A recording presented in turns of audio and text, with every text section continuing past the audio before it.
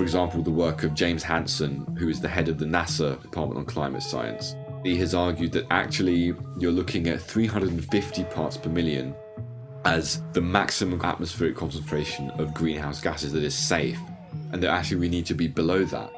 And he said once you go past that level, then you will probably go past a 1 degree Celsius rise in global average temperatures.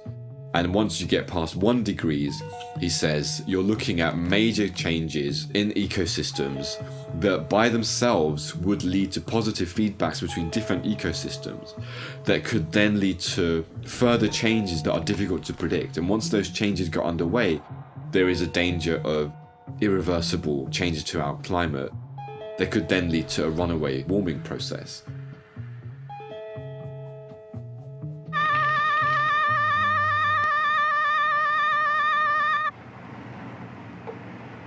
Ooh, that was a close one, Guardiana. You were lucky this time, Kevin. The problem is we're really on the edge right now. We've already had a rise in global average temperatures of about 0.7 degrees Celsius. This is considered anomalous, and it's outside the range of up to the last 1,000 years of natural variations in temperatures.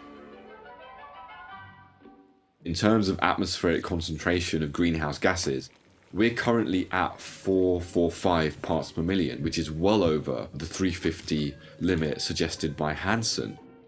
In terms of where we are with fossil fuel emissions, we already are past the danger point. Do you know the Danger Dodger salute, Kevin? Aware, alert, alive. That's right. Now let's review what's meant by the Danger Dodger motto. Being aware means knowing the dangers that surround us. And being alert involves planning ahead to avoid those dangers. Aware, alert, alive.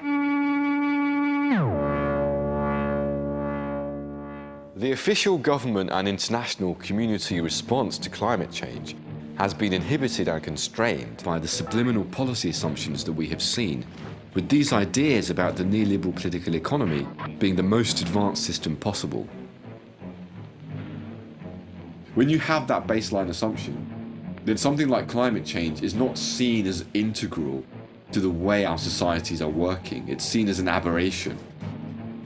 So rather than saying that we need to change the way our societies are working in a progressive way, you're seeing a push for more neoliberal capitalism rather than less.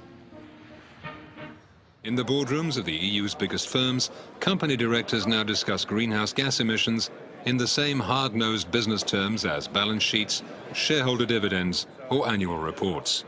The reason for this change is simple. Thanks to the European Emissions Trading Scheme, which began operating in January 2005, carbon dioxide emissions are now a tradable commodity.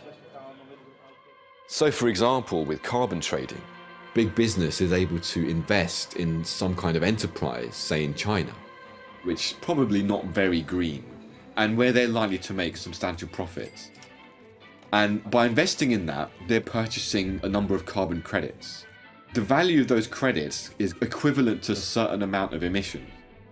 So what they can say is, having purchased that number of credits, that is equivalent to a certain amount of greenhouse gases that we've reduced.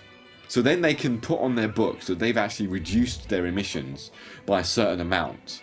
And because they've spent a certain amount of money on carbon credits, when actually all they've done is invested in an enterprise to make profits and used the image of that investment as a green investment to say that we've reduced our carbon emissions. And in fact, they may well be increasing carbon emissions.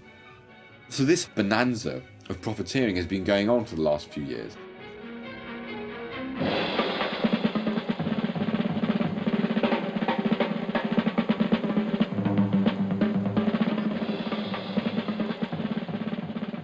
this justifies skepticism.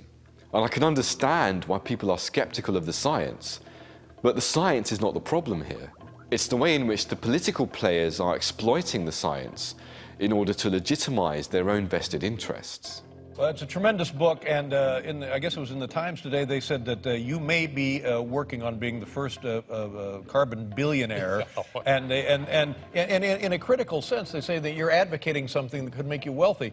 And we should also be skeptical of the people on the right who are denying climate change, while at the same time taking money from the fossil fuel industries because they are also just acting in their own vested interests.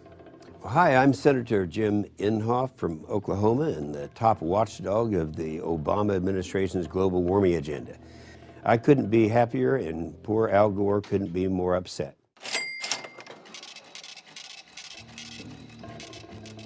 Global warming is probably the greatest hoax ever perpetrated on the American people.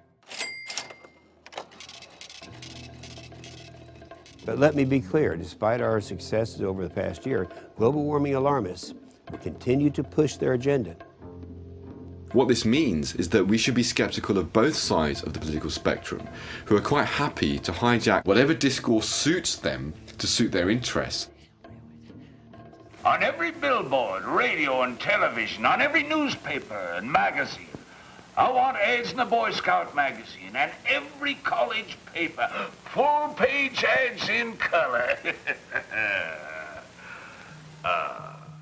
What we really need to look at is the link between climate change, our dependence on fossil fuels, these vested interests who control the fossil fuel industries, and of course the wider neoliberal global political economy, which is designed to meet their interests, and a very consumerist society, which plugs us into that system and keeps it chugging along.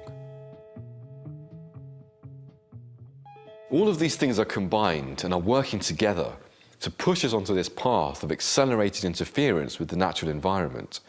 But if we're going to deal effectively with climate change, then we're going to have to more thoroughly understand our addiction to fossil fuels.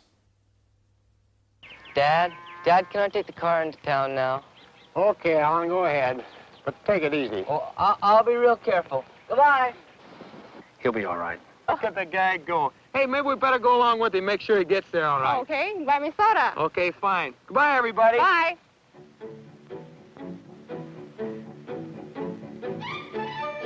So, there went Alan with his new driver's license, and Frank and Betty right behind, on as nice a summer day as you could wish for.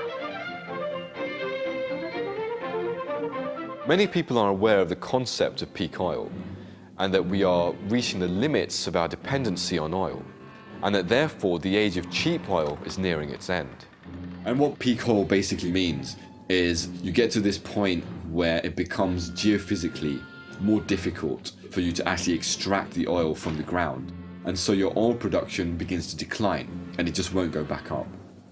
The question that is on people's minds is when globally are we likely to peak? And what is that going to mean for industrial civilization?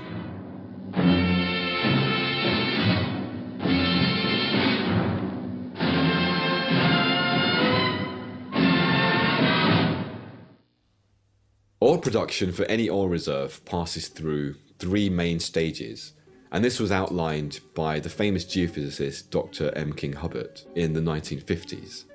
And he said, first of all, production begins at zero. It will then rise exponentially. It will then hit a midway point where you've depleted half your reserves. And then at that point, roughly, it will begin to decline.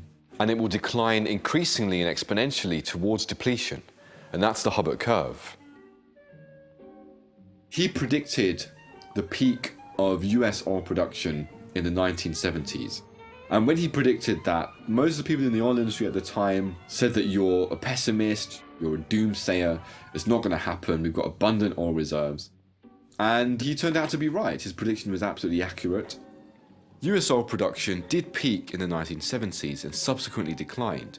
And the US is now a major net importer of oil. It's heavily dependent on foreign oil reserves. So the issue of peaking in oil is a historical reality. It's not a theory as such.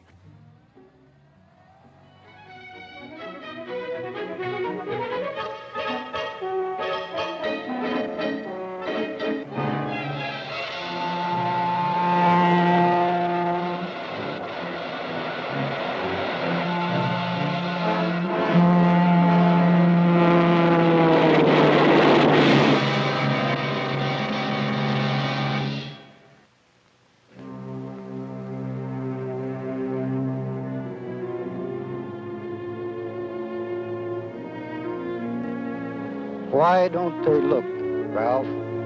Tell me. Why don't they look? I've done a quite extensive survey of the academic studies and of oil industry reports around this. And I came to the conclusion that we most likely peaked in world oil production in 2005. And this really is borne out by the oil production data from British Petroleum. And British Petroleum every year say that we're going to peak in oil maybe 40 years from now. It's nothing to worry about. But yet their own data released in 2010 confirms oil production was rising. Then in 2004 it stopped rising, leveled off in 2005, plateaued until 2008, and then it went down. And that is unprecedented. It's never happened before in the history of world oil production. So it looks like we are there. We've arrived at peak oil, but that doesn't mean that we've completely run out of oil. There's still oil in the ground. It just means that we've reached the end of the age of cheap oil. We're now going to find that oil prices are much more expensive, and that this is going to limit our ability to conduct our societies in the way that we used to.